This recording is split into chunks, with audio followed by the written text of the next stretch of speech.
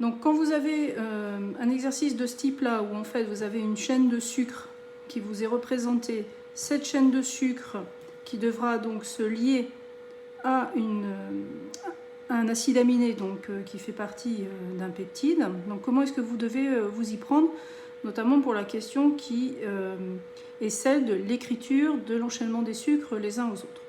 Donc moi, ce que je vous conseille de faire dans un premier temps, c'est d'identifier évidemment chaque sucre présent dans la chaîne, ce qui sous-entend que vous connaissez chacune des abréviations usuelles pour chacune des molécules. Alors, donc la première molécule, MAN, correspond à l'abréviation usuelle du mannose. Et ce que vous avez ici sur la flèche vous indique la façon dont vous allez dessiner la liaison osidique qui va permettre de relier le mannose au sucre suivant.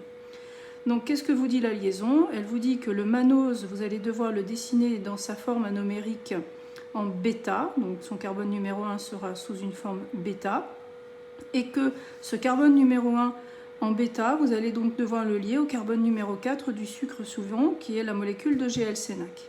Alors la molécule de GL-CNAC, c'est en fait l'abréviation usuelle qui correspond à de la N-acétylglucosamine, qui, elle, de la même façon, devra être dessinée dans sa forme anomérique bêta et qui va se lier donc avec le sucre suivant, avec le carbone 4 du sucre suivant, qui sera encore une nouvelle fois une molécule de GL-CNAC. Ce que vous voyez ici, c'est que la molécule de GL-CNAC va être liée avec une molécule de GLCU. GLCU est l'abréviation usuelle de l'acide D-glucuronique. Ce que vous avez sur la flèche vous indique que cet acide D-glucuronique, vous allez le représenter sous sa forme anomérique alpha, et que son carbone alpha 1, vous allez devoir le lier au carbone 6 de la molécule de GL-CNAC. Et enfin, cette dernière molécule de GL-CNAC va se lier elle-même donc à l'acide aminé ser, qui est le code 3 lettres de la sérine, qui fait partie du peptide. Donc cette GL-CNAC va devoir être représentée sous sa forme anomérique bêta 1, que vous allez lier à l'acide aminé sérine du peptide. Ce qui fait que cette molécule de GL-CNAC, au final, elle est liée une fois, deux fois, trois fois. Alors, donc maintenant, il va falloir représenter chacune de ces molécules en représentation de Ewers et ne pas oublier, par exemple, que la molécule de mannose, c'est bien un épimère en C2 du glucose. Donc je vous conseille de commencer par écrire en forme Ewers la molécule de glucose, d'abréviation GLC. Donc classiquement, ça on a l'habitude de le faire déjà maintenant depuis le début de l'année. La molécule de glucose en Ewers, c'est une forme pyrane. Et donc on a le fameux moyen mémotechnique bas au bas, donc le OH en bas, en haut, en bas. Donc ça c'est la molécule de glucose. Moi je veux du mannose qui est un épimère en C2 du glucose. Donc ça veut dire qu'il va y avoir un seul changement de position du OH sur le carbone E2 qui, au lieu d'être au-dessous, va être au-dessus. Donc au-dessus, au-dessus, au-dessous. Le reste ne change pas pour la molécule de mannose. Je vous rappelle que la molécule de mannose, quand on regarde la consigne, il faut que cette molécule de mannose soit en bêta 1. Donc je l'ai mis ici en bêta. Et je continue. Maintenant, je vais pouvoir commencer à écrire finalement toute ma molécule. Donc là, vous retrouvez la molécule de mannose comme nous l'avons écrite ici, et je la mets en bêta. Donc ça, c'est ma molécule de mannose avec son carbone 1 ici. Son carbone 1 doit donc venir se lier au carbone 4 de la molécule de GL-CNAC. Donc je vais faire ma molécule de GL-CNAC à côté.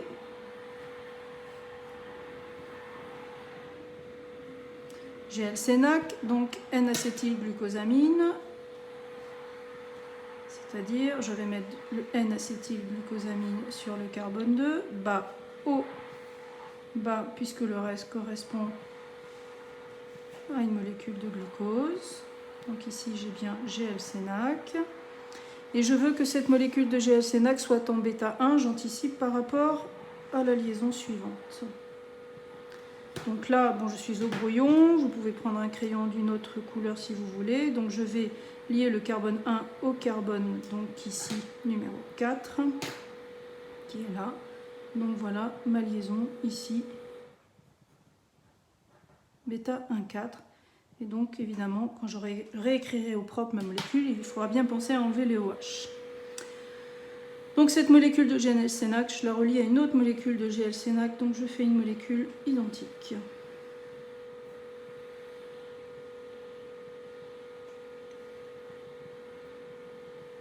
Bas, haut, bas. J'anticipe, ma dernière molécule de GL-Cénac devra être en bêta quand je vais vouloir la lier à l'acide aminé sérine du peptide. Donc là, encore une GL-Cénac. Je fais donc la liaison ici entre les deux GL-Cénac bêta 1,4. Donc je prends un autre crayon. J'oublie pas l'oxygène au centre. Ça, j'en ai plus besoin quand j'écrirai au propre ma molécule. J'oublie pas le dernier H qui est ici. Donc là, vous voyez, j'ai lié les trois premiers monosaccharides de la chaîne. Donc je veux maintenant faire cette liaison, c'est-à-dire je veux lier mon acide déglucuronique. Donc je veux lier mon acide déglucuronique ici à ma GL-Cénac. Donc j'y vais. Ce qui m'intéresse, c'est donc ce carbone 6 qui va être lié à l'acide glucuronique. Donc je vais faire mon acide glucuronique au-dessus. Donc l'acide glucuronique, je vous rappelle que c'est un sucre acide, notamment sucre acide, placez tout de suite sa caractéristique sur le carbone 6 ici. C'est un dérivé de glucose, je le veux en alpha, donc je mets mon OH au-dessous sur le carbone 1. Et donc c'est un dérivé de glucose, donc ici bas, haut, bas. Tout le reste est identique à la molécule de glucose que vous savez dessiner. Je vais faire une liaison alpha 1 vers 6. Donc là, je change de couleur. Et donc, je vais faire... Voilà. Ça, il ne faudra pas oublier de l'effacer au moment où vous écrirez votre molécule au propre. Donc là, j'ai bien une liaison alpha 1, 6 avec le GLCU ici. Il me reste plus que maintenant cette partie-là à dessiner, à savoir donc la liaison avec la sérine. Donc il faut ne pas oublier comment on représente un acide aminé, et notamment ne pas oublier la chaîne latérale de la sérine, CH2OH sur son carbone alpha. Donc ça c'est bien l'acide aminé sérine. Et donc ici on va avoir de nouveau une liaison au glycosidique qui va se former entre le GL-Cénac qui est en bêta avec ma molécule de sérine. Je reprends mon crayon de couleur. J'oublie pas de positionner mon oxygène au centre de ma liaison. Et ça, il faudra l'enlever évidemment quand on aura fini. Et on voudra mettre la molécule au propre. Et voilà, vous avez répondu à la question, à savoir un enchaînement de sucres suivant la convention. Donc nous avons étudié de représentation de l'orientation des liaisons glycosidiques et l'enchaînement de cette chaîne de sucre sur un peptide, donc notamment sur l'acide aminé sérine du peptide par une liaison bêta 1 au glycosidique. Voilà.